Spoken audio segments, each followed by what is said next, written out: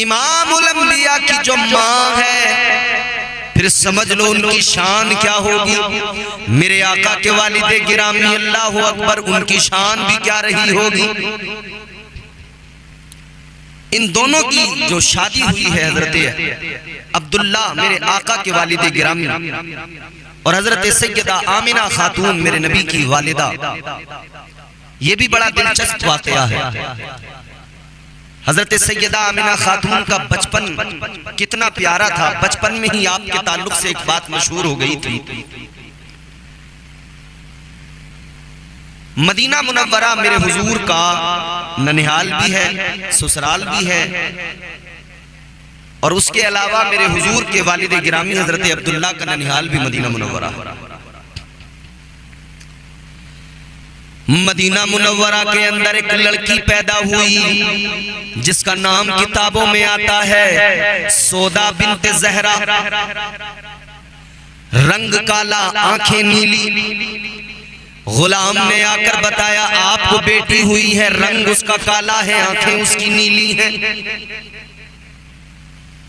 اس نے کہا غلام سے ایسی بیٹی مجھے نہیں چاہیے، نہ میں اس کو دیکھنا چاہتا، لے جا، اسے لے جا کر کہیں زندہ دفن کر دے، دبا دے۔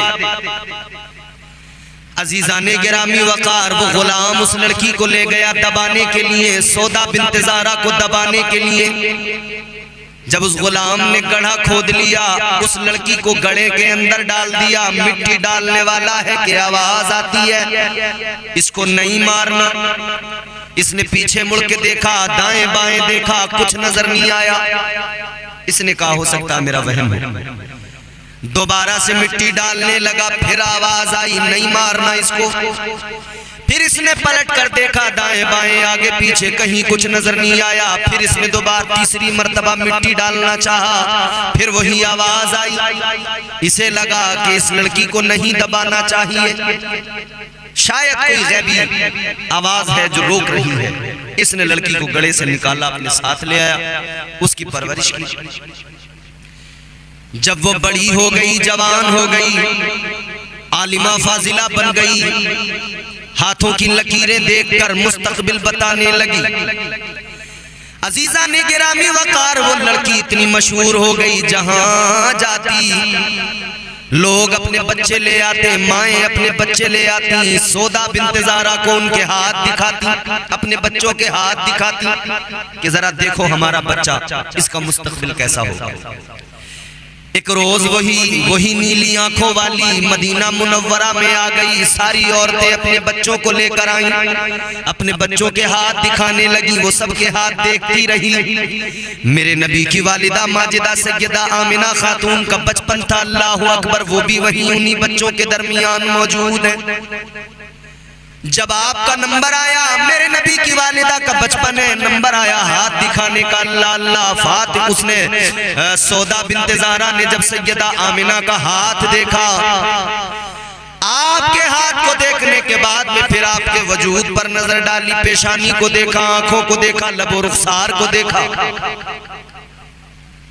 سب نے کہا اے سودا، اور بچے آئے، تو نے فوراً ان کا مستقبل بتا دیا۔ آمنہ کا ہاتھ دیکھ کر آمنہ کو دیکھنے لگی، چہرے کو دیکھنے لگی، کیا بات ہے جو اتنا وقت لگ رہا ہے؟ وہ کہنے لگی میری ایک بات سن لو، لکھ کے رکھ لو، یاد رکھنا، میں نے دیکھ لیا، میرے علم نے مجھے بتا دیا، یہ جو آمنہ ہے یا تو خود نبی بنے گی یا یہ نبی کی ماں بنے گی۔ مشہور ہو گیا تھا کہ یہ آمنہ کسی نبی کی ماں بنے گی، مگر جانتا کوئی نہیں تھا کہ احمد مختار کی ماں بنے گی سیدہ آمنہ، محبوب پروردگار کی ماں بنے گی۔ اللہ اکبر، ادھر یہ بڑی ہو رہی ہیں، ادھر نبی کے والد جوان حضرت عبداللہ، حضرت عبدالمطلب میرے نبی کے دادا فکر مند ہیں، بیٹے کا نکاح جو کرنا ہے، کوئی اچھی لڑکی ملے، عبداللہ نہایت شریف ہیں، حسین و جمیل ہیں، ان سے زیادہ خوبصورت پروقار پاک دامن کوئی مکے میں نہیں ہے۔ نبی کے والد گرامی حضرت عبداللہ بڑے حسین و جمیل، جوانی کا عالم ہے، شباب کا عالم۔ حضرت عبدالمطلب خانہ کعبہ کے اندر کعبے کا طواف کر رہے ہیں،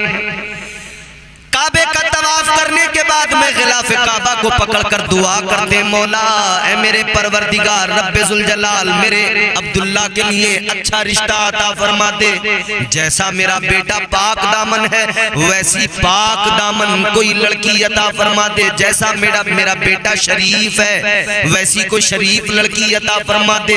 دعا اللہ کی بارگاہ میں قبول ہو گئی۔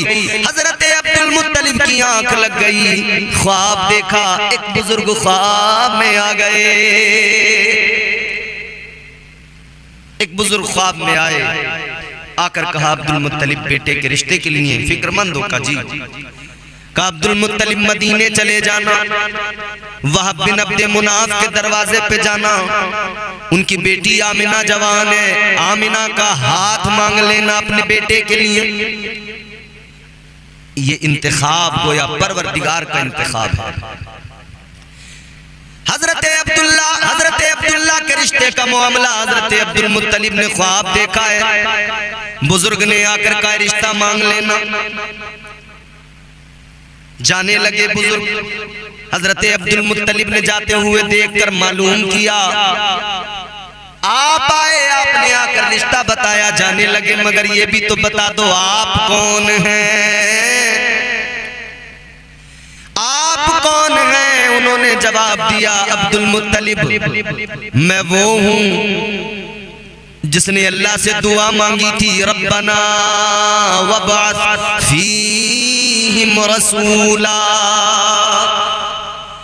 اے عبد المطلب میں وہ ہوں جس نے کعبے کو تعمیر کر کے دعا مانگی تھی، اے عبد المطلب میں ابراہیم خلیل اللہ ہوں، میں جد الانبیاء ہوں، میں اللہ کا پیغمبر ابراہیم ہوں۔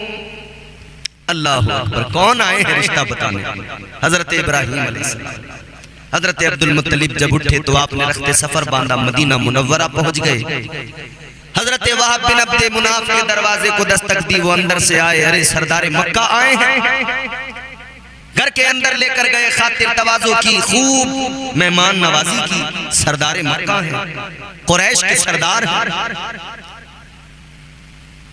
اب حضرت عبد المطلب نے اپنا معاملہ سنایا، کہنے لگے اے وہب بن عبد مناف سنو، میں اپنے بیٹے عبداللہ کے لیے آپ کی بیٹی کا رشتہ لینے آیا ہوں، رشتہ مانگنے آیا ہوں، رشتہ قبول کر لو۔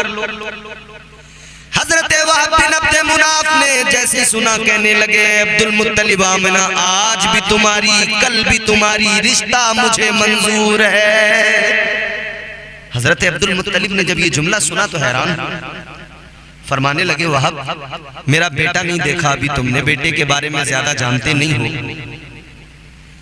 جب کوئی رشتہ کرتا ہے تو پہلے جانکاری لیتا ہے لڑکے کا اخلاق و کردار کیسا ہے، معاملات کیسے ہیں، تم نے کوئی جانکاری نہیں لی، فوراً ہاں کر دیا، رشتہ منظور کر لیا۔ جناب حضرت وہب بن عبد مناف نے فرمایا اے عبد المطلب سنو، کیسے انکار کر سکتا ہوں، جو خواب دیکھ کر تم آئے ہو وہی خواب میں نے بھی دیکھا ہے، جن بزرگ نے تمہیں آ کر خواب میں میرے دروازے تک بھیجا ہے انہوں نے ہی مجھے بھی کہا ہے فوراً اقرار کر لینا، انکار نہ کرنا۔ اللہ اکبر، میرے نبی کے والدین کا رشتہ ہو رہا ہے، رشتہ کرانے والے کون ہیں؟ جد الانبیاء حضرت ابراہیم علیہ السلام۔ رشتہ ہو گیا، بات پکی ہو گئی، پھر نکاح کا وقت جو مقرر ہوا اس وقت پر نکاح بھی ہو گیا۔ یہ میرے نبی کے والدین کریمین کی شادی ہے، حضرت عبداللہ اور حضرت سیدہ آمنہ کی شادی ہے۔ اللہ اللہ، یہ وہ وقت ہے جو بڑا مبارک وقت ہے، کیونکہ حضرت عبداللہ اور حضرت آمنہ کے ملنے سے ہی میرے آقا دنیا میں تشریف لانے والے ہیں۔ شادی ہو گئی، حضرت عبداللہ ایک روز کہتے ہیں آمنہ مجھے اب کام کرنا چاہیے، میں چاہتا ہوں ملک شام تجارت کے لیے جاؤں، سفر کروں۔ سیدہ آمنہ چاہتی تو نہیں ہے کہ اجازت دیں، مگر پھر بھی اجازت دے دی۔ کام کا معاملہ ہے، ضروری ہو جاتا ہے، اب ذمہ داریاں ہیں، شادی بھی ہو گئی ہے، چلے گئے سفر پر۔ اور یہ ایسا سفر تھا کہ اس سفر سے واپس نہیں آئی، راستے میں طبیعت خراب ہوئی، پھر وہیں پہ حضرت عبداللہ رضی اللہ تعالی عنہ کا انتقال ہو گیا مدینہ منورہ میں اسی سفر کے دوران۔ ادھر حضرت سیدہ آمنہ خاتون منتظر رہتی ہیں، عبداللہ کب آئیں گے، انتظار کرتی ہیں، دل روز دھڑکتا ہے، بے قرار ہوتی ہیں، نئی نئی ابھی شادی ہوئی ہے، نئے نئے شادی کے ایام ہیں، اللہ اللہ منتظر رہتی ہیں۔ صبح کو جو چڑیاں نکلتی ہیں، شام کو جو واپس جاتے ہیں پرندے، ان کو دیکھ کر کہتی ہیں اے عبداللہ صبح کو نکل کر پرندے شام کو اپنے گھروں کو لوٹ گئے، اے عبداللہ تم کب آؤ گے؟ عبداللہ پرندے بھی اپنے گھروں کو لوٹ گئے، آپ کب آنے والے ہو؟ آمنہ آپ کا انتظار کر رہی ہے۔ یاد آتی تو آنسو بہاتی۔ ایک دن حضرت عبدالمطلب کو جب خبر مل گئی، لیکن پھر بھی تاخیر کی ذرا بتانے میں، پھر آئے، سر پہ دست شفقت رکھا نبی کے دادا حضرت عبدالمطلب نے، اور کہا بیٹی مت کرو انتظار، مت بہاؤ آنسو، بیٹی عبداللہ کا انتقال ہو گیا ہے، اب وہ واپس نہیں آئیں گے۔ اتنا سنا تو کلیجہ پھٹ گیا، اتنا سنا اور زیادہ رون۔ سیدہ آمنہ کا رونا جناب حضرت عبدالمطلب سے دیکھا نہ گیا، خانہ کعبہ میں گئے، کعبے کے غلاف کو پکڑ کر کہتے مولا آمنہ کا رونا دیکھا نہیں جاتا، یا اللہ آمنہ کو بیٹا عطا فرما دے۔ دعا مانگ رہے ہیں کہ خوشخبری بھی مل گئی، آمنہ کو وہ بیٹا ملے گا جو صرف آمنہ کے دل کا سکون نہیں ہوگا بلکہ پوری کائنات کے لیے سکون کا باعث بن کے آئے گا۔ حضرت سیدہ آمنہ خاتون کو بھی خواب میں ایک روز بشارت ہوئی، ایک بزرگ تشریف لائے، آ کر بزرگ نے کہا آمنہ رویا نہ کرو، اللہ تعالیٰ نے تمہارا مقدر بلند کیا ہے، اے آمنہ اللہ نے تمہارے غم کو دور کرنے کے لیے، پروردگار عالم نے تمہارے غم کو ہلکا کرنے کے لیے فیصلہ رب کا ہے، تمہیں بیٹا عطا فرما رہا ہے اللہ، اور بیٹا بھی اتنا پیارا۔ آمنہ مبارکباد کی مستحق ہو، خوش ہو جاؤ، تمہاری آغوش میں نبیوں کا امام آنے والا ہے،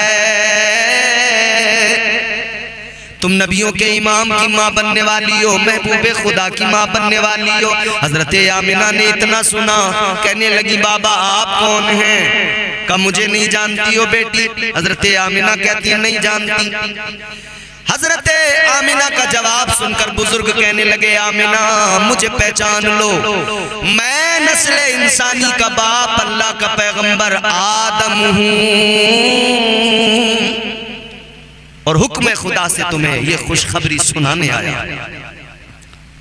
میرے نبی کی والدہ ماجدہ کہتی ہیں میں حاملہ تھی، مجھے کبھی بوجھ محسوس نہیں ہوا، میں حاملہ تھی مجھے کبھی کوئی تکلیف نہیں ہوئی، میں حاملہ تھی مجھے کبھی کوئی درد نہیں ہوا، بلکہ فرق اتنا آیا کہ جب نبی ماں کے شکم میں آئے، میرے نبی کی امی جان کہتی ہیں میرے جسم سے خوشبوئیں نکلنے لگی، میرا جسم سے ایسی خوشبوئیں نکلنے لگی کہ شہرا ہو گیا، آمنہ بڑا عطر لگاتی ہے، بڑی خوشبو لگاتی ہے۔ حضرت عبدالمطلب تک بات پہنچی، حضرت آمنہ سے کہا گیا کیوں لگاتی ہو عطر؟ نہ لگایا کرو، عرب کا دستور ہے، مکے کا دستور ہے، جس کا شوہر دنیا سے چلا جاتا ہے پھر وہ خوشبو نہیں لگا سکتی ہے، اور تم تو ویسے بھی حاملہ ہو ان دنوں میں تو ویسے بھی خوشبو نہیں لگانا چاہیے۔ حضرت آمنہ خاتون کہتی ہیں میں نہیں لگاتی خوشبو۔ حضرت سیدہ آمنہ خاتون کا جواب ہے، کہتی ہیں میں خوشبو نہیں لگاتی، نہ پہلے لگائی نہ اب لگاتی ہوں، بات یہ ہے جب سے میرے شکم میں یہ بچہ آیا ہے، یعنی محبوب خدا آئے ہیں، میرے جسم سے مشک سے بھی زیادہ خوبصورت پیاری عمدہ خوشبوئیں آنے لگی ہیں۔ جدھر جاتی حضرت آمنہ سلام کی آوازیں آتی ہیں، جدھر جاتی حضرت آمنہ مبارک بادیاں ملتی۔ 12 ربیع الاول شریف پیر کا دن ہے، صبح صادق کا وقت ہے، میرے نبی کی آمد ہو گئی، آ گئے۔ شاعر کہتا ہے جو مانگنا ہے مانگ لو، سرکار آ گئے، جو مانگنا ہے مانگ لو، سرکار آ گئے، جو مانگنا ہے مانگ لو، سرکار آ گئے، دونوں جہاں کے مالک و مختار آ گئے، دونوں جہاں کے مالک و مختار آ گئے، جو مانگنا ہے مانگ لو، سرکار آ گئے، اور آزادیاں دلانے غلاموں کو قید سے، آزادیاں دلانے غلاموں کو قید سے، آقائے دو جہاں شہ ابرار آ گئے، آقائے دو جہاں شہ ابرار آ گئے، جو مانگنا ہے مانگ لو، سرکار آ گئے۔ اور یہ شعر بھی بڑا پیارا شعر ہے۔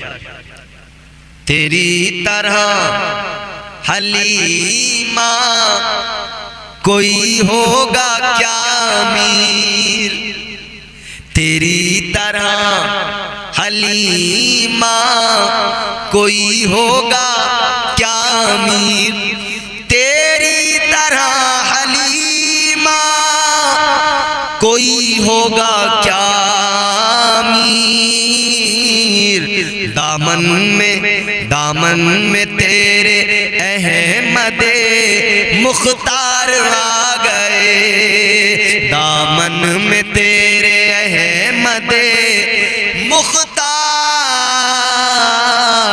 آ گئے، جنت اتر کے تو بھی آ اب اس زمین پر، جنت اتر کے تو بھی آ اب اس زمین پر، جنت اتر کے تو بھی آ اب اس زمین پر، کیونکہ محفل میں نعت سننے کو سرکار آ گئے، محفل میں نعت سننے کو سرکار آ گئے، جو مانگنا ہے مانگ لو، سرکار آ گئے۔ حضور دنیا میں آئے بہاریں آئے، حضور دنیا میں آئے رونقیں آئے، حضور دنیا میں آئے۔ اللہ اکبر۔ میرے نبی کی والدہ ماجدہ سیدہ آمنہ خاتون آپ فرماتی ہیں میرے کمرے میں نور ہی نور ہو گیا، اجالا ہی اجالا ہو گیا، اور اس اجالے میں میں نے ملک شام کی عمارتوں کو دیکھ لیا۔ تاجدار مدینہ والی کائنات مصطفیٰ جان رحمت کی والدہ آپ فرماتی ہیں جب نبی دنیا میں آئے مصطفیٰ جان رحمت نے سب سے پہلے سر کو سجدے میں جھکایا، آپ کی زبان پر رب حبلی امتی کی صدائیں، مومنوں قربان جاؤ، امتیوں قربان جاؤ۔ آقا دنیا میں آئے، گنہگاروں کو سب سے پہلے یاد فرمایا۔ میرے نبی کی پھپھو جناب حضرت صفیہ فرماتی ہیں جب نبی دنیا میں تشریف لائے سب سے پہلے سجدہ کیا، اور اس کے بعد میں نے سنا فصیح و بلیغ عربی میں مصطفیٰ نے کلمہ پڑھا، لا الہ الا اللہ انی رسول اللہ۔ حضور نے نبوت کا اعلان بھی کر دیا، رسالت کا اعلان بھی کر دیا۔ آج کچھ لوگ کہتے ہیں 40 سال کے بعد میں نبوت ملی. میں کہتا ہوں او بدبختو دیوانو ذرا دیکھو, نبی تو جب دنیا میں آئے ہیں تبھی اپنی نبوت کا اعلان کر رہے ہیں. یہ تو دنیا میں آنے کے بعد کی بات ہو گئی. پیچھے جاؤ, میرے آقا فرماتے ہیں کنت نبیّا و آدم بین الماء والطین. میرے آقا نے فرمایا میں تو اس وقت بھی نبی تھا جب آدم پانی اور مٹی کے درمیان تھے. آقا نے فرمایا میں اس وقت بھی نبی تھا جب آدم کا وجود نہیں تھا. میں اس وقت بھی نبی تھا جب آدم کے جسم میں روح ڈالی جا رہی تھی. آقا فرماتے میں اس وقت بھی نبی تھا. اللہ اکبر. حضرت جابر رضی اللہ تعالیٰ عنہ کی روایت ہے, بارگاہ مصطفیٰ میں عرض کرنے لگے یا رسول اللہ ذرا یہ فرمائیے اللہ نے سب سے پہلے کائنات میں کس چیز کو پیدا فرمایا؟ کیا کہتے ہیں یا رسول اللہ سب سے پہلے اللہ نے کس چیز کو پیدا فرمایا؟ تاجدار مدینہ نے فرمایا اے جابر, پروردگار عالم نے خالق کائنات نے سب سے پہلے تمہارے نبی کے نور کو پیدا فرمایا. آقا نے اعلان کر دیا سب سے پہلے نور بنا ہے مصطفیٰ کا, سب سے پہلے نور محمدی کی تخلیق ہوئی ہے, سب سے پہلے نور مصطفیٰ بنا. اور وہ حدیث قدسی بھی اللہ اکبر فرمایا گیا. اللہ نے فرمایا, اللہ تعالیٰ نے فرمایا کنت کنزا مخفیا. اللہ نے فرمایا میں ایک چھپا ہوا خزانہ تھا. کیا چھپا ہوا خزانہ تھا. اچھا یہاں پہ اگر ذرا ٹھہر کے اس تھا پہ غور کریں, یہ تھا بتا رہی ہے چھپا ہوا خزانہ تھا اب نہیں ہے.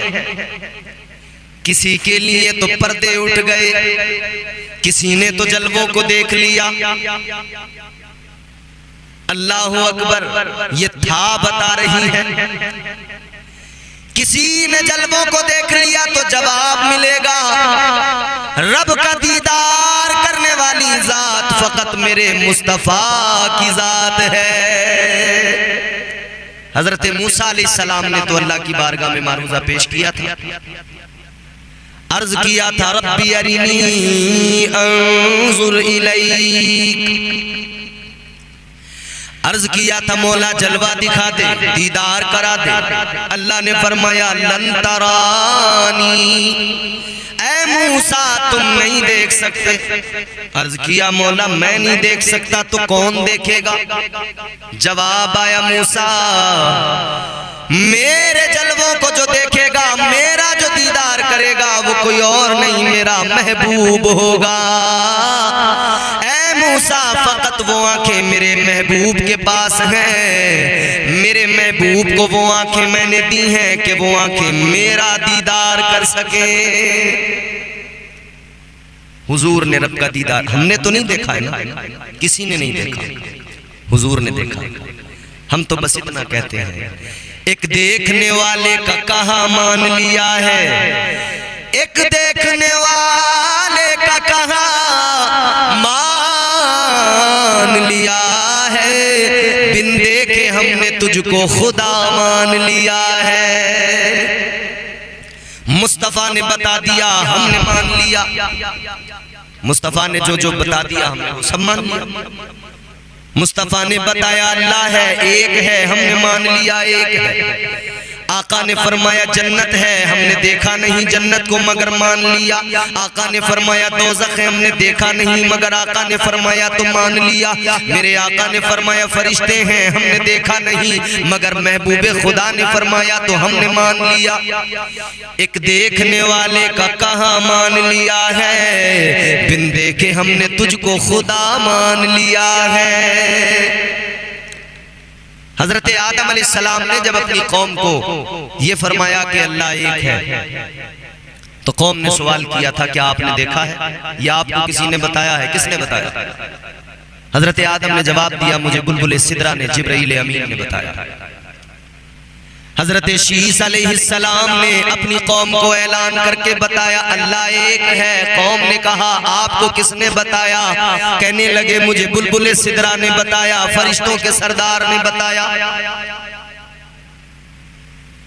حضرت نوح علیہ السلام، حضرت ادریس علیہ السلام، حضرت زکریا، حضرت یحییٰ، حضرت یونس، حضرت ابراہیم و اسماعیل، حضرت اسحاق، حضرت یعقوب، حضرت داؤد، حضرت سلیمان، حضرت موسیٰ، حضرت عیسیٰ، سارے نبی سارے رسولوں نے جب اعلان کیا اللہ ایک ہے، اقوام نے سوال کیے آپ کو کس نے بتایا؟ سب نے یہی جواب دیا ہمیں بلبل سدرہ نے بتایا، جبرائیل امین نے بتایا۔ لیکن جب میرے آقا نے اعلان کیا اللہ ایک ہے تو سوال کیا گیا آپ کو کس نے بتایا؟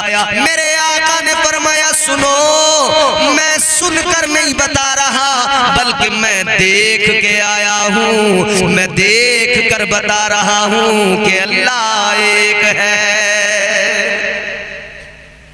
حضور فرماتے ہیں میں نے سنا نہیں میں نے دیکھا ہے، میں نے سنا نہیں میں نے دیکھا ہے۔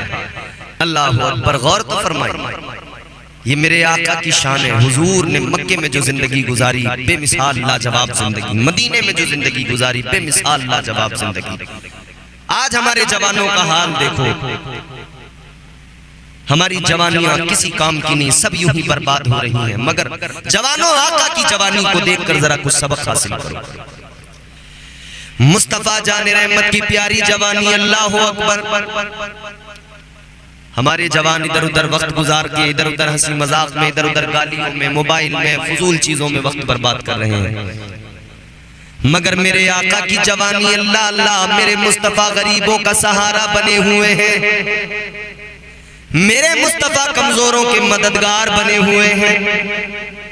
حضور نے ایک کمیٹی بنائی جس کا کام تھا غریبوں کی مدد کرنا۔ ایک مرتبہ میرے آقا کے کانوں میں کسی کے رونے کی آواز آئی، حضور کا دل بے چین ہوا۔ آقا نے جا کر دیکھا کون رو رہا ہے، رونے والا ایک عربی تھا۔ میرے آقا نے فرمایا کیوں روتے ہو؟ کہنے لگا کیوں نہ روؤں، مکے کے اندر کوئی میری مدد کرنے والا نہیں۔ میرے آقا نے فرمایا بات بتاؤ کیا ہے؟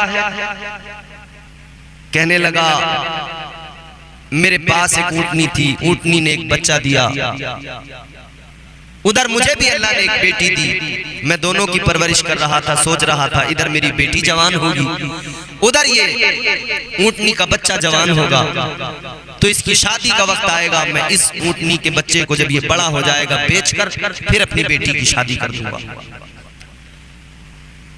کہتا ہے پھر میں نے جب پرورش کرتا رہا، میری بیٹی بھی جوان ہوئی، وہ بھی جوان ہوا، بڑا ہوا، تو میں اس کو مکے کی منڈی میں، مکے کے بازار میں لایا، میں نے اس کو یہاں بیچا، مگر جس نے خریدا وہ میرے پیسے نہیں دے رہا۔ میں اس لیے رو رہا ہوں کہ مکے میں کوئی میرا طرفدار نہیں، میرے ساتھ ناانصافی ہوئی ہے، مجھ پر ظلم ہوا ہے، کوئی میرا مددگار نہیں۔ میرے آقا نے فرمایا کس نے خریدا تمہارا جانور؟ کہنے لگا کیا فائدہ، نام بھی بتا دوں گا تو آپ کچھ نہیں کر پائیں گے، کیونکہ وہ مکے کا سردار ہے، بڑا چودھری۔ حضور فرماتے نام تو بتا۔ اس نے کہا ابو جہل نے خریدا ہے، پیسے نہیں دیتا۔ میرے مصطفیٰ نے ہاتھ پکڑا، لے کر چل میرے ساتھ، تاجدار مدینہ لے کر چلے۔ کہاں؟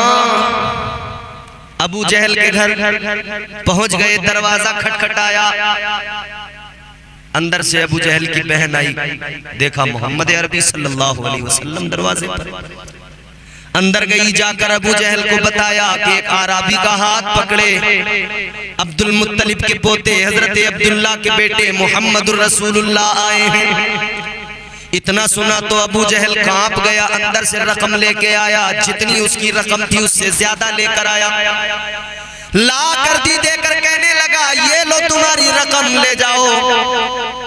عربی نے دیکھا حیران، پہلے کسی کی سفارش نہیں مانی، پہلے تو دھکے دے رہا تھا، اب آخر کیا ہوا؟ رقم سے زیادہ لے کر آیا ہے۔ وہ عربی اپنی رقم لے کے جا رہا ہے، مسکراتا ہوا کہتا ہوا جا رہا ہے اے لوگوں اب گھبرانے کی ضرورت نہیں ہے، اب مکے میں انصاف قائم کرنے کے لیے محمد عربی موجود ہیں۔ پروردگار عالم نے اعلان کر دیا اے میرے فرشتوں میں میں زمین میں اپنا خلیفہ بناؤں گا۔ تو پھر اللہ نے فرشتوں کو جب حکم دیا، جب آدمی بنا تو فرشتے کو بھیجا مٹی بھی زمین سے لاؤ، زمین کے لیے ہے تو زمین سے ہی مٹی لاؤ۔ فرشتہ آ گیا زمین پر، کون آیا؟ بلبل سدرا، طائر سدرا، جناب حضرت جبرائیل امین زمین پر آئے۔ ایک مشت خاک اٹھانا ہے، مٹی اٹھانا چاہتے ہیں۔ زمین رونے لگی، زمین گڑ گڑانے لگی۔ زمین نے کہا جبرائیل مٹی نہ اٹھاؤ، اے جبرائیل انسان بنے گا وہ زمین پہ آئے گا، خوریزی کرے گا، فتنہ و فساد کرے گا۔ اے جبرائیل، زمین رونے لگی، کہنے لگی مٹی نہ لے کر جاؤ۔ لیکن بلبل سدرا نے دیکھا زمین رو رہی ہے، زمین کا رونا دیکھا، رحم آ گیا، خالی ہاتھ اللہ کی بارگاہ میں پہنچ گئے۔ اللہ تبارک و تعالیٰ نے فرمایا اے جبرائیل کیا ہوا، مٹی لے کر نہیں آئے؟ بلبل سدرا نے عرض کر دیا مولا میں گیا تھا مگر زمین رونے لگی، یا اللہ زمین گڑ گڑانے لگی، اے پروردگار میں خالی ہاتھ آ گیا۔ اس کے رونے کو دیکھا تو رحم آ گیا، اس کے رونے کو دیکھا تو ترس آ گیا۔ اللہ نے فرمایا ٹھیک ہے، دوسرے فرشتے کو حکم دیا اے اسرافیل تم جاؤ، تم مٹی لے کر آؤ۔ حضرت اسرافیل آئے، آپ زمین پر آئے، مٹی اٹھانا چاہتے ہیں۔ زمین پھر رونے لگی، زمین پھر رو کے کہنے لگی اے اللہ کے فرشتے مٹی نہ لے کر جا، انسان بنے گا، زمین پہ آئے گا، خوریزی کرے گا۔ اللہ اکبر، غور کرو، انہیں بھی رحم آیا، واپس گئے۔ تیسرا فرشتہ آیا، جب اللہ نے ان کو بھیجا انہوں نے بھی مٹی اٹھانے کی کوشش کی، لیکن زمین روئی، رحم آ گیا، وہ بھی خالی ہاتھ چلے گئے۔ اب اللہ نے چوتھے فرشتے کو بھیجا، کون آئے؟ حضرت اسرائیل زمین پر آئے۔ جناب حضرت اسرائیل نے زمین سے مٹھی بھر خاک اٹھانے کے لیے جیسے ہی ہاتھ بڑھایا، زمین رونے لگی، زمین پھر وہی دکھڑا سنانے لگی۔ زمین نے کہا اے اسرائیل مٹی نہ لے کر جا، انسان بنے گا، خوریزی کرے گا، فتنہ و فساد کرے گا۔ جیسے ہی زمین روئی تو جناب اسرائیل نے کہا اے زمین سن لے، تو رو رہی ہے مگر یہ یاد رکھ لے میرا نام اسرائیل ہے، میں تیرا رونا نہیں دیکھوں گا، میں دیکھوں گا تو اللہ کا حکم دیکھوں گا۔ فرمایا تیرے رونے سے مجھ پر کوئی فرق میں لے کے جاؤں گا۔ مٹی اٹھائی اللہ کی بارگاہ میں، مولا مٹی لے آیا۔ اللہ نے فرمایا اسرائیل زمین روئی نہیں تھی کیا؟ ہاں مولا روئی تھی۔ پھر تمہیں رحم نہیں آیا؟ مولا میں نے زمین کا رونا نہیں دیکھا، میں نے تیرا حکم دیکھا۔ اللہ تبارک و تعالیٰ نے فرما دیا اے اسرائیل انسان بنے گا، تخلیق ہوگی انسان کی۔ اے اسرائیل سنو، انسان کو پیدا کیا جائے گا، اس کی ولادت کے لیے زمین سے مٹی تم لے کے آئے ہو، اب تمہاری ڈیوٹی لگے گی، قیامت تک کے لیے انسان بن جائے گا۔ جب بھی انسان کا وقت پورا ہوگا کوئی اور فرشتہ اس کے پاس نہیں جائے گا، انسان بنانے کے لیے مٹی تم لائے ہو، اور جب اس کا آخر ہوگا اسے واپس مٹی میں ملایا جائے گا، تب بھی تم ہی اسی کے پاس جاؤ گے اور تم ہی جا کر اس کی روح نکالو گے۔ تو اللہ نے حضرت اسرائیل کی ڈیوٹی لگائی کہ روح بھی تم قبض کرو گے۔ آپ کو بات میری سمجھ میں آ رہی ہے؟ اب سنیں ذرا توجہ سے، محبت سے بولیں سبحان اللہ۔ اللہ نے فرما دیا تم ہی جایا کرو گے ہر انسان کے پاس، تم ہی روح نکالو گے، تم ہی روح قبض کرو گے ہر انسان کی۔ کمولا ٹھیک ہے۔ اچھا اب میں یہاں پر ایک بات کی طرف آپ کی توجہ دلانا چاہتا ہوں، یہ محمود پورے یہاں کے پڑھے لکھے لوگ میری بات سمجھیں گے، ماسٹر شریف صاحب بیٹھے ہیں، عقیل بھائی بیٹھے ہیں، ایک جملہ میں عرض کر رہا ہوں۔ اللہ نے فرشتوں سے کیا فرمایا تھا؟ میں نے بھی آپ کو قرآن کی آیت پڑھ کے سنائی، وَإِذْ قَالَ رَبُّكَ لِلْمَلَائِكَةِ إِنِّي جَاعِلٌ فِي الْأَرْضِ خَلِيفَةً۔ اللہ نے کیا فرمایا تھا کہ میں انسان کو پیدا کرنے والا ہوں، فرشتوں سے فرمایا میں زمین میں اپنا نائب بنانے والا ہوں۔ کہاں؟ مگر اللہ نے جب انسان کو بنایا تو رکھا کہاں؟ اللہ تعالیٰ نے یہ تو اعلان کر دیا تھا زمین کے لیے بنایا جا رہا ہے۔ اے اللہ جب تو نے زمین کے لیے بنایا تھا تو بنایا بھی زمین پہ جاتا، کہیں اور کیوں بنایا گیا؟ اور زمین کے لیے بنایا تھا تو کہیں اور بنا کر فوراً زمین پہ بھیج دیا جاتا، زمین پر نہیں بھیجا۔ اللہ نے حضرت آدم کو بنایا، کہاں پہ بھیجا؟ اللہ نے سب سے پہلے جنت میں بھیج دیا۔ اعلان تو یہ تھا زمین کے لیے مگر بنا کے بھیجا کہاں؟ جنت میں۔ حضرت آدم کو جنت میں بھیجا، انسان کو جنت میں پیدا نہیں کیا اللہ نے، جنت میں بھیجا، مگر عورت کو اللہ نے پیدا ہی جنت میں کیا۔ اب بات آئی ہے تو ضمن میں یہ بھی ایک بات آپ کے ذہن میں ڈال دوں، انسان کو پیدا کیا کہیں اور مگر عورت کو پیدا کیا گیا جنت میں۔ آؤ سنو، اللہ تبارک و تعالیٰ پروردگار عالم خالق ارض و سما نے حضرت آدم کو کہیں اور پیدا کیا اور پیدا کرنے کے بعد میں جنت میں بھیج دیا، مگر آدم کا دل جنت میں نہیں لگا۔ اللہ نے حضرت آدم کی کیفیت کو دیکھا، حضرت آدم کی حالت کو دیکھا تو اللہ نے آپ کی بائیں پسلی سے عورت کو پیدا کیا، جنت کے اندر پیدا کیا۔ اب مفسرین اکرام بیان فرماتے ہیں اللہ تبارک و تعالیٰ نے انسان کو مرد کو کہیں اور پیدا کیا، عورت کو جنت میں پیدا کیا۔ وجہ کیا ہے؟ ریزن کیا ہے؟ سبب کیا ہے؟ اللہ نے عورت کو جنت میں کیوں پیدا کیا؟ اب غور کرو میرے عزیزو، مفسرین کرام فرماتے ہیں، ہمارے علماء فرماتے ہیں کئی وجہ ہیں اللہ نے عورت کو جنت میں پیدا کیا۔ اس کی وجوہات ہیں، 3 وجہ ہمارے علماء نے بیان فرمائی۔ پہلی وجہ کیا ہے؟ ہمارے علماء فرماتے ہیں، مفسرین فرماتے ہیں اللہ نے عورت کو جنت میں بنایا، اس لیے بنایا کہ جب آنکھ کھلے عورت کی تو سب سے پہلے اسے جنت دکھائی دے، جنت نظر آئے۔ عورت کی آنکھ کھلے وہ جنت کی بہاروں کو دیکھ لے، اس کی آنکھ کھلے وہ جنت کے نظاروں کو دیکھ لے، عورت کی آنکھ کھلے وہ جنت کی دریاؤں کو دیکھ لے، جنت کی رانائیاں دیکھ لے، جنت کی رنگینیاں دیکھ لے، جنت کا حسن دیکھ لے، جنت کی خوبصورتی دیکھ لے۔ اللہ تبارک و تعالیٰ نے عورت کو جنت میں پیدا کر کے مزاج دیا، اے عورت سن لے، تجھے جنت میں پیدا کیا، آنکھ تیری کھلی، جنت کو دکھایا گیا، اس لیے کہ اب جنت میں پیدا کر کے جنت دکھائی جا رہی ہے۔ جب تجھے زمین پہ بھیجا جائے گا وہاں تیرا ایک گھر ہوگا، یاد رکھنا آج جنت کو دیکھ لے، زمین پہ جانا تو اپنے گھر کو جنت کا نمونہ بنا دینا۔ زمین پہ جانا تو اپنے گھر کو جنت کا نمونہ بنا دینا۔ اللہ نے عورت کو فطری طور پہ اس کی خمیر میں یہ چیز ڈالی کہ تو دنیا میں جائے نا تو اپنے گھر کو اتنا خوبصورت بنانا، اتنا حسین بنانا کہ تیرا گھر مثل جنت نظر آئے۔ اللہ نے تو مزاج دیا کہ جنت کا نمونہ بنا دینا، مگر بدقسمتی ہے کہ آج گھروں کو کچھ اور ہی بنا دیا گیا۔ ایک وجہ، دوسری سنیے، اللہ تبارک و تعالیٰ نے عورت کو جنت میں پیدا کیا، دوسری وجہ ہمارے علماء نے بیان کی کس لیے پیدا کیا۔ دوسری وجہ یہ ہے جنت کے اندر اللہ تبارک و تعالیٰ نے حوروں کو پیدا کیا ہے۔ حوروں کا تذکرہ سنا ہے، حوریں جنت میں موجود ہیں، اور حوروں کی خوبصورتی یہ ہے، حضور فرماتے ہیں اللہ نے حوروں کو وہ حسن عطا کیا ہے، اگر کوئی جنت کی حور اپنی ایک انگلی ذرا سی دنیا میں زمین پہ ظاہر کر دے تو یہ جو سورج کی روشنی ہے یہ پھیکی پڑ جائے، یہ جو چاند کی چاندنی ہے یہ پھیکی پڑ جائے۔ یہ حسن ہے جنت کی حور کا، بڑی خوبصورت ہیں جنت کی حوریں۔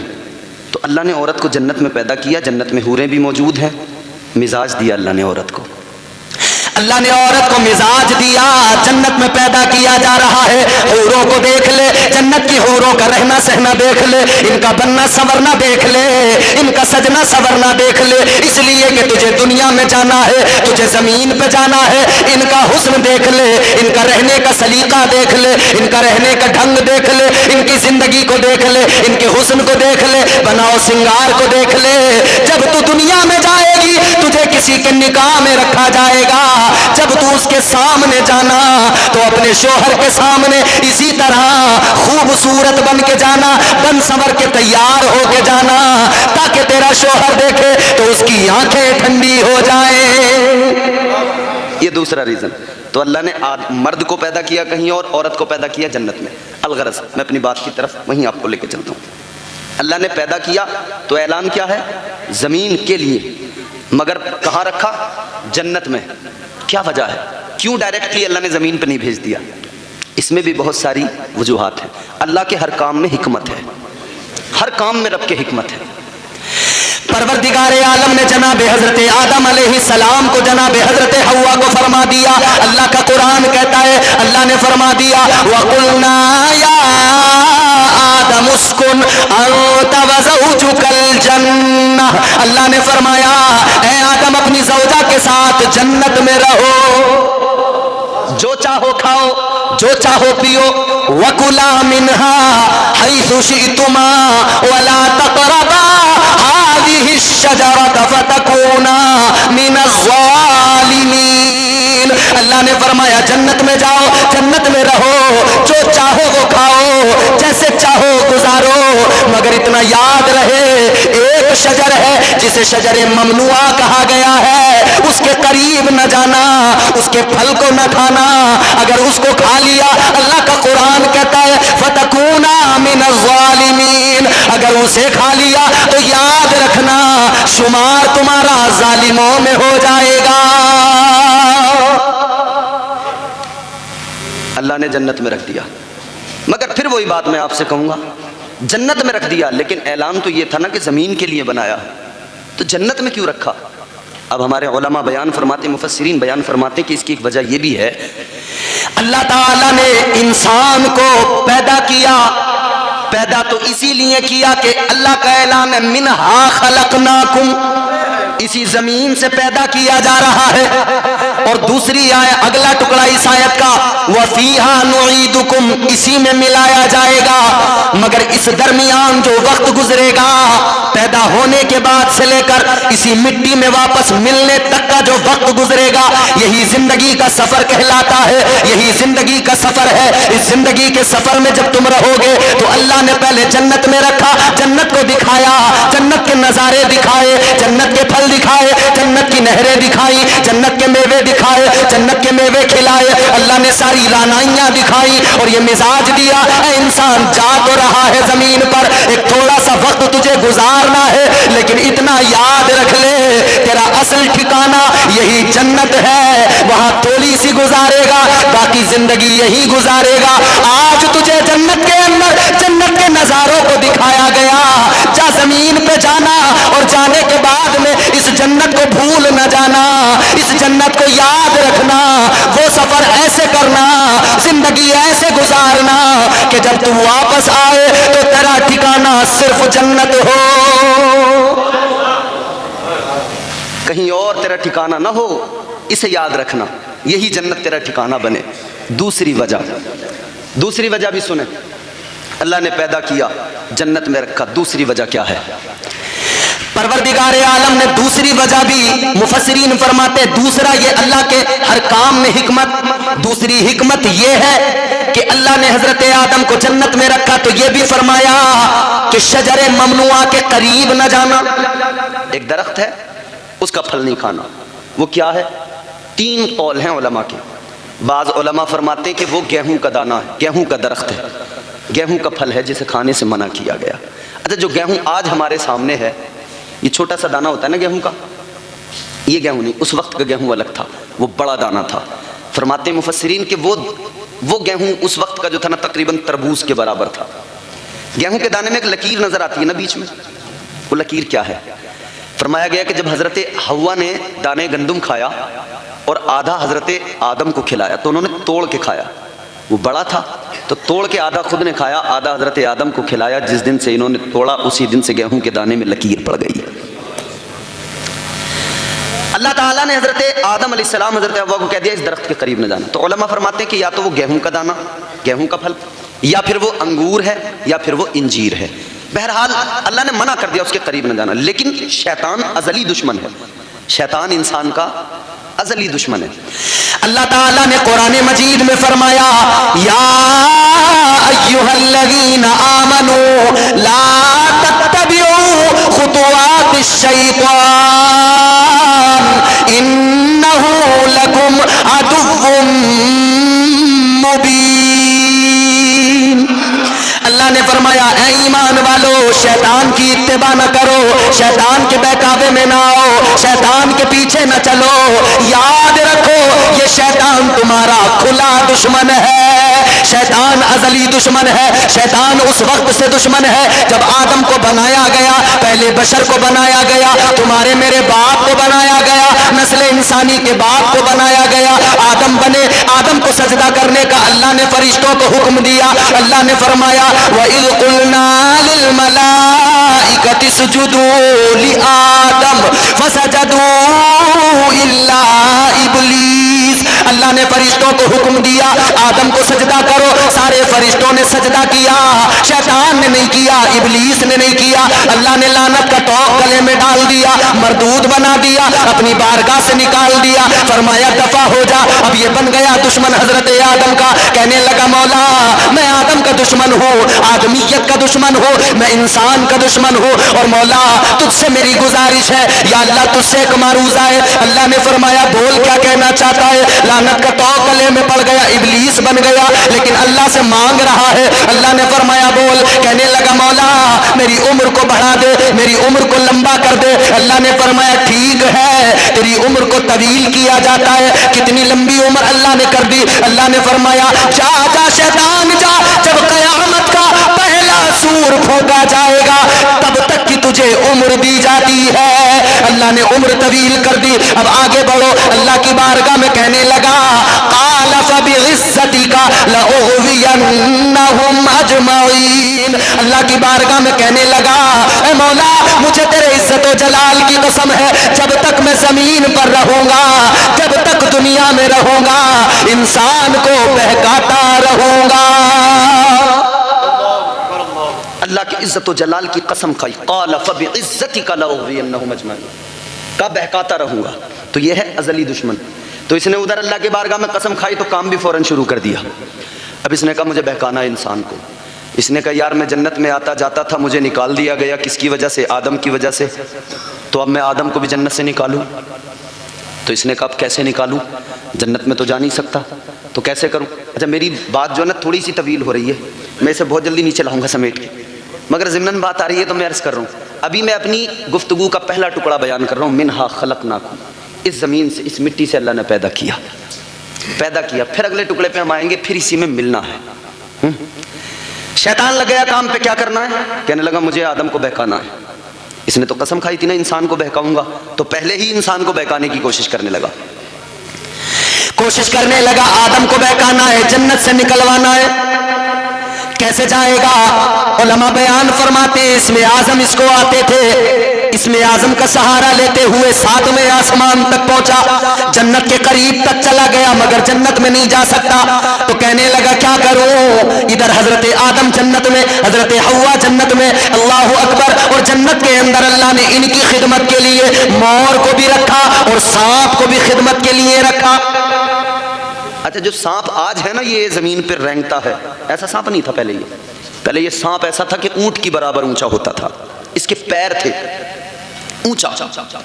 اور مور بھی خوبصورت تو آج بھی ہے مگر پیر اس کے خوبصورت نہیں ہے، پہلے اس کے پیر بھی بڑے خوبصورت تھے. جنت کے اندر مور بھی اللہ نے حضرت آدم کی خدمت میں رکھا کہ خدمت کرے گا، سانپ بھی رکھا کہ خدمت کرے گا، مگر مور خوبصورت جنت کے اندر ہے. اب شیطان نے کہا کیا کروں؟ تو مور کو بہکانے لگا. کہنے لگا مور سے تو میرا پرانا دوست ہے، تیری میری پرانی یاری ہے، تیرا میرا پرانا تعلق ہے، پرانی دوستی ہے، میں تجھے بڑا یاد کرتا ہوں، میں تجھے بڑا یاد کرتا ہوں، تو بڑا خوبصورت ہے، تو بڑا حسین و جمیل ہے، اللہ نے تجھے بڑا حسن دیا ہے، تو جب ناچتا ہے، تو جب چلتا ہے، تجھے دیکھ کر بڑے بڑے اچھوں کے دل مچل جاتے ہیں. شیطان بہکانے لگا. مور نے کہا ہاں یہ بات تو ہے، میں ہوں بڑا خوبصورت، مگر تو بتا تیرا کام کیا ہے؟ کہنے لگا کام یہ ہے مجھے جنت میں پہنچا دے. مور نے کہا جنت میں نہیں پہنچا سکتا، اس لیے کہ جنت کے دروغہ رضوان ہے، دیکھتے رہتے ہیں، نظر رکھتے ہیں. تو اس نے کہا شیطان نے کہا مور سے کہ اگر جنت میں مجھے نہیں لے کے جا سکتا تو ایک کام کر دے، حضرت آدم و حوا کو جنت کے دروازے تک لے کے آ جا. مجھے نہیں لے کے جا سکتا تو انہیں تو لے کے آ. مور کی تعریف کی. اس نے کہا چل یار ٹھیک ہے تیرا کام کر دوں گا. آ گیا شیطان کے بہکاوے میں. اب اس نے مور نے کیا کیا؟ حضرت آدم علیہ السلام کا دل بہلانے لگا، ناچنے لگا پر پھیلا کے. مور نے پر پھیلائے ناچنا شروع کر دیا. حضرت آدم کی طبیعت بہلنے لگی، حضرت حوا کی طبیعت بھی بہلنے لگی. طبیعت بہلنے لگی، مور ناچتے ناچتے دروازے کی طرف چلنے لگا، حضرت آدم بھی پیچھے پیچھے چلنے لگے، حضرت حوا بھی چلنے لگی، دونوں کو اسی طرح سے یہ آگے لا رہا تھا۔ اچھا یہاں پر ایک بات اور سنو، مور نے کہا تھا دروازے تک تو لے آؤں گا لیکن تجھے جنت کے اندر نہیں لا سکتا، آدم کو دروازے تک لے آؤں گا۔ تو اس نے کہا ہاں یہ کام تو نہیں کر سکتا ہے، مگر جو تیرا دوسرا ساتھی جنت میں ہے، جو سانپ ہے اسے بلا، وہ میرا کام کر دے گا۔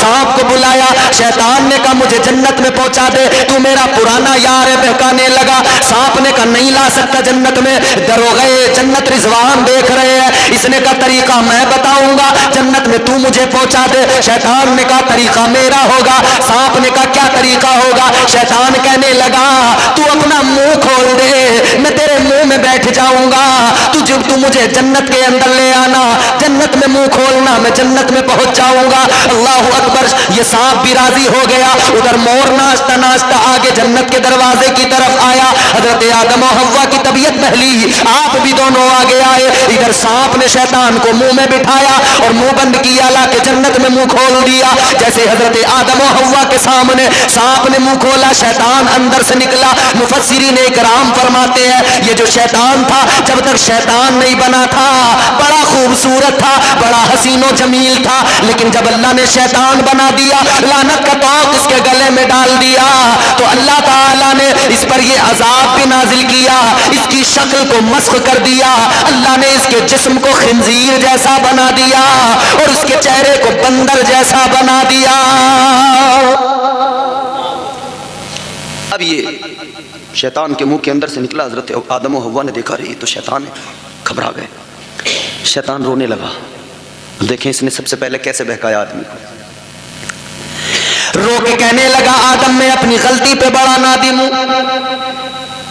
اے آدم مجھ سے غلطی ہو گئی، اے آدم میں نے غلطی کر لی، اللہ نے حکم دیا تھا سجدے کا، میں نے نہیں کیا، میں بھی کر لیتا فائدے میں رہتا، میں سوچتا تھا میں بہتر ہوں، میں افضل ہوں، مگر میں یہ بھول گیا تھا کہ اللہ نے تم کو افضل بنایا ہے، اشرف کا خطاب تم کو دیا ہے، لیکن آدم میں کیا کروں، مجھ سے غلطی ہو گئی، میں اس لیے آیا ہوں کہ اپنی غلطی کو سدھار سکوں، اپنی غلطی کی معافی کے لیے آیا ہوں۔ حضرت آدم نے اس میں اتنا سنا تو دل نرم ہوا آدم و حوا کا، مگر سنو سنو شیطان نے فوراً بہکایا، کہنے لگا آدم میں تمہیں لے کے بڑا پریشان ہوں، بڑا فکر مند ہوں، بڑی تکلیف میں ہوں۔ حضرت آدم نے کہا تجھے کون سی پریشانی، تو میری وجہ سے کیوں تکلیف میں ہے؟ کہنے لگا آدم تکلیف میں اس لیے ہو کہ تم انسان ہو اور انسان کو ایک دن مرنا ہے۔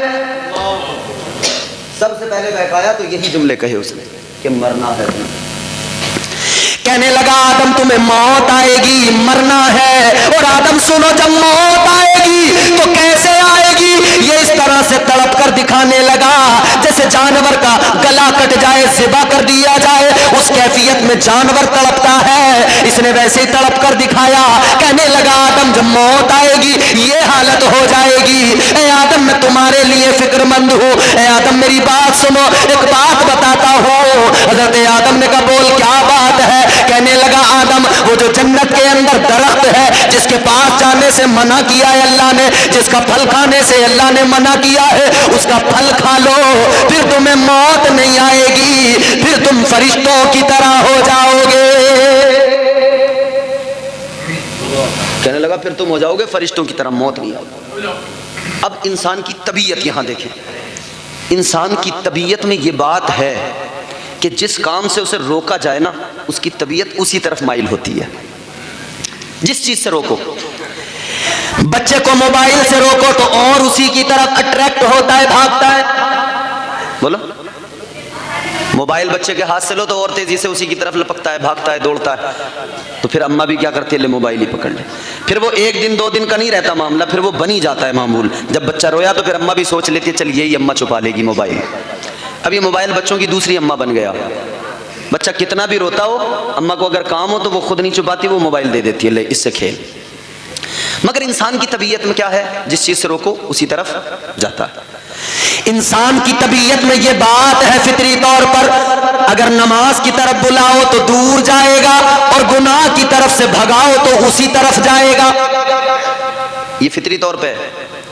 مگر یہیں پہ تو امتحان ہے انسان کا۔ اب میں دوسرا ریزن آپ کو بتا رہا ہوں کیوں اللہ نے جنت میں رکھا. وہیں اللہ نے سارا سب کچھ فلسفہ سامنے رکھ دیا. اللہ نے مزاج وہیں دے دیا کہ تمہیں زمین پہ تو بھیجا جائے گا مگر اس سے پہلے سارا فلسفہ سمجھا کے بھیجا جائے گا.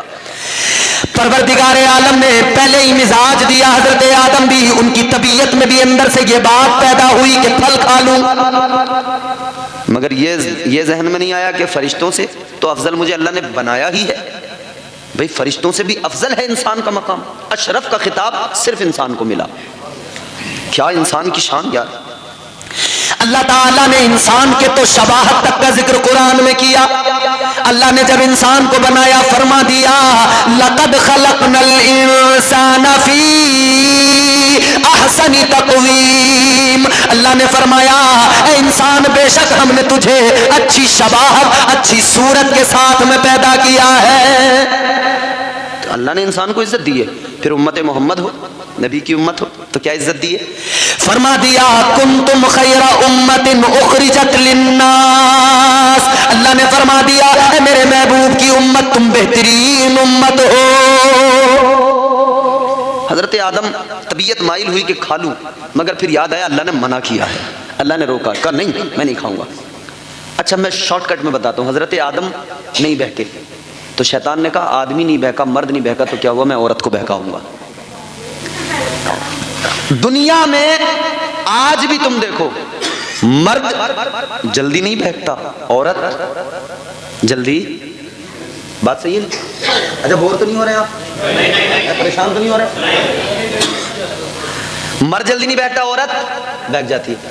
جنت میں بھی یہی ہوا, چونکہ فطری طور پہ یہ بات شروع سے ہی ہے. پہلے آدمی پہلی عورت کا ذکر کر رہا ہوں, تمہارے میرے ماں باپ ہیں یہ. حضرت حوا کو بہکانے لگا. حضرت آدم پر کوئی داؤ نہیں چلا تو حضرت حوا کو. پھر ایک دن حضرت حوا گھوم رہی ہیں جنت میں, ٹہل رہی ہیں, تو اس نے موقع دیکھا کہ ان کو بہکاتا ہوں. گیا حضرت حوا کے قریب, کہنے لگا اے حوا مجھے اپنا دشمن نہ سمجھو. حضرت حوا سے کہنے لگا یہ دانا کھا لو, مان لو میری بات. حضرت حوا نے کہا کیسی بات کرتا. اس نے قسم کھائی, شیطان نے قسم کھائی. کہنے لگا میں تمہارا دشمن نہیں ہوں, تمہاری نصیحت کے لیے آیا ہوں. انی لکما لمن الناصحین. کہنے لگا میں تو تمہاری نصیحت کے لیے ناصح بن گیا. قسم کھائی اس نے. قرآن نے کہا وقاسمہما انی لکما لمن الناصحین. اللہ کی قسم کھا کے کہنے لگا میں تمہاری نصیحت کے لیے آیا ہوں, ناصح بن کے آیا ہوں, تمہارا برا نہیں چاہتا. حضرت حوا کو تو پتا ہی نہیں تھا کہ اللہ کی جھوٹی قسم بھی کھائی جاتی ہے, مگر اس نے کھائی. تو انسان جو جھوٹی قسمیں کھاتا ہے نا, تو یہ شیطان نے سکھائی.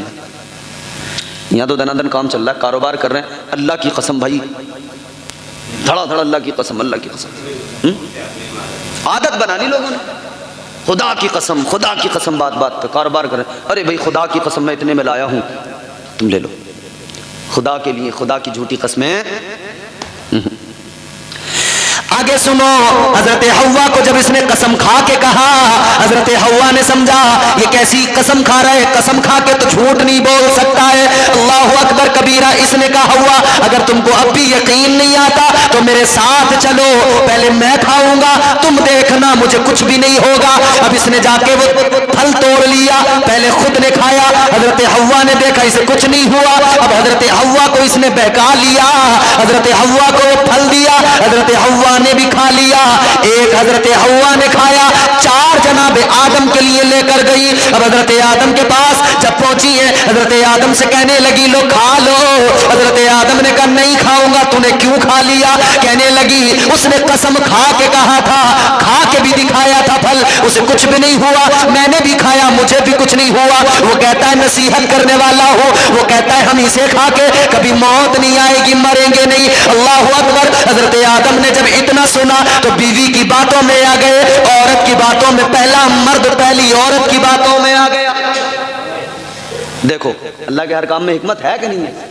ہر رات سے پردہ اٹھتا جائے گا. آج اماں سمجھائے تو سمجھ میں نہیں آتی, اور بیوی سمجھائے تو ہاں بات تیری ٹھیک ہے. اماں نے پیدا کیا, پالا پرورش کی, بڑا کر دیا. اماں کسی بات کو کہے تو سمجھ میں نہیں آتی, اور وہ جو ابھی ابھی آئی 1-2 سال ساتھ بھی سلیقے سے نہیں گزرے، اس نے جو بات دماغ میں ڈال دی، اس نے کہہ دیا تیری اماں غلط ہے، تو اس نے اماں کو غلط مان لیا۔ ارے 20 سال جس ماں نے تیرا خیال رکھا، 1 سال والی کی تو نے بات مان کے اپنی ماں کو غلط سمجھ لیا۔ اچھا یہاں پر ایک بات اور بھی عرض کر دوں، بعض مائیں بھی ہیں ایسی بھیا، وہ انتقام لیتی ہیں، انتقام، وہ کہتی ہیں جب ہم بہو تھے نا ہمارے اوپر بھی ایسے ہوا تھا ظلم۔ وہ اپنے لڑکے کو سمجھاتی ہیں، بیٹے کو، کہ بیٹے جو جوتی ہے نا یہ پیر میں اچھی لگتی ہے، سر پہ آ گئی تو تڑ پڑے گی، گنجا کر دے گی، ہیں؟ وہ سمجھاتی ہیں کہ یہ پیر میں ٹھیک ہے، تو وہ کہتی ہیں کہ یہ پیر میں رکھ۔ اور بعض بڑیوں کو تو میں نے کہتے سنا، بوڑھی عورتوں کو، ارے تمہارے ہاتھ ٹوٹ گئے، ہاتھ ہی نہیں چل رہے تمہارے، مارتا کیوں نہیں اسے؟ بعض بڑھیوں کو سنا کہہ رہی ہیں تیرے ہاتھ ٹوٹ گئے، ہاتھ نہیں چل رہے تیرے، مارتا کیوں نہیں اسے؟ سر پہ بٹھا لے، سر پہ بیٹھ جائے گی، پھر یوں ناچے گی، ایسا کرے گی، ویسا کرے گی۔ تو خدا را یہ بھی نہ ہونا چاہیے۔ مگر بہرحال میں اپنی بات آپ کے سامنے جو میں پیش کر رہا ہوں وہ سنیں آپ۔ حضرت آدم حضرت حوا کی بات مان لی، پھل کھا لیا۔ جب پھل کھا لیا تو پھر اللہ تبارک و تعالیٰ ناراض ہوا۔ اللہ نے فرمایا آدم تمہیں میرا حکم یاد نہیں تھا؟ یا اللہ غلطی ہو گئی، اللہ غلطی ہو گئی۔ اللہ نے فرمایا میں نے حکم دیا تھا تمہیں اس شجر کے پاس نہ جانا، اس کا پھل نہ کھانا۔ اچھا جب سارے پھل جنت میں کھانے کی اجازت تھی، اسی سے کیوں روکا گیا؟ جب سارے پھل کھانے کی اجازت تھی تو اسی سے کیوں روکا گیا؟ اللہ کے ہر کام میں حکمت۔ میں نے عرض کیا نا، اللہ کے ہر کام میں، بولو یار، جسے نیند آ رہی ہے وہ تو اور زور سے بول دے، حکمت۔ پروردگار عالم نے انسان کو اسی وقت میں مزاج دیا کہ اے انسانوں سنو، جب پہلا انسان بنا جنت میں رکھا گیا، ساری نعمتیں دی گئی، ایک پھل سے روکا گیا، ایک سے روکا، مگر طبیعت نے بھی اسی طرف کو رغبت دلائی، شیطان نے بھی اسی طرف کو توجہ دلائی، بہکایا، اور کیا نتیجہ نکلا؟ جب پھل کھایا تو اللہ نے جنت سے نکال دیا، زمین پہ بھیج دیا۔ لیکن سنو، اللہ نے مزاج دے دیا، زمین پہ جاؤ، اس بات کو یاد رکھنا، جس سے اللہ روک دے اس کے قریب نہ جانا، اگر اس کے قریب گئے تو جنت میں جگہ نہیں ملے گی۔ تو جس سے روکا جائے اس سے دور ہی رہنا، اگر اس کے قریب گئے تو پھر کیا ہوگا؟ حضرت آدم و حوا کو جنت سے اللہ نے قرآن میں فرمایا وَقُلْنَا اهْبِطُوا بَعْضُكُمْ لِبَعْضٍ عَدُوٌّ۔ اچھا اس سے بھی پہلے اللہ نے کیا فرمایا؟ اللہ نے سب کو انہیں نکل جاؤ، قُلْنَا اهْبِطُوا مِنْهَا جَمِيعًا، اللہ نے فرمایا سارے جنت سے نکل جاؤ۔ کون کون نکلا؟ آدم نکلے، حوا نکلی، سانپ نکلا، مور نکلا، شیطان نکلا۔ سن رہے ہیں؟ آدم نکلے، حوا نکلی، مور نکلا، سانپ نکلا اور شیطان نکلا، 5 نکلے۔ اور پھر آگے کیا فرمایا اللہ نے؟ وَقُلْنَا اهْبِطُوا مِنْهَا وَقُلْنَا اهْبِطُوا بَعْضُكُمْ لِبَعْضٍ عَدُوٌّ۔ اللہ نے فرمایا انہیں جو نکالا گیا، بعض کو بعض کا دشمن بنا دیا گیا۔ کس کو کس کا دشمن بنایا؟ بعض کو بعض کا، سب کو سب کا دشمن نہیں بنایا۔ آدمی اور عورت میں محبت برقرار، یہ دونوں ان کی محبت سلامت برقرار۔ لیکن دیکھو آدمی سانپ کا دشمن، مور سانپ کا دشمن، سانپ شیطان کا دشمن، شیطان سانپ کا دشمن، یہ آپس میں دشمن بنا دیے گئے۔ اچھا پھر عذاب بھی اللہ نے سزائیں بھی دی نا، کیا کیا سزا دی؟ آدمی کو بھی، مرد کو بھی دی، عورت کو بھی دی، سانپ کو بھی دی، مور کو بھی دی، شیطان کو بھی دی، سب کو اللہ نے سزا دی۔ کیا کیا سزا دی؟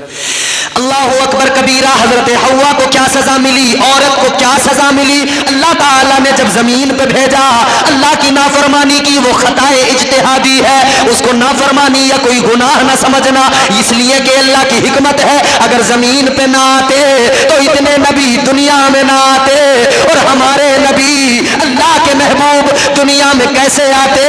اللہ نے تو دنیا اسی لیے بنائی کہ اپنے حبیب کی شان، اپنے حبیب کی عزت ساری دنیا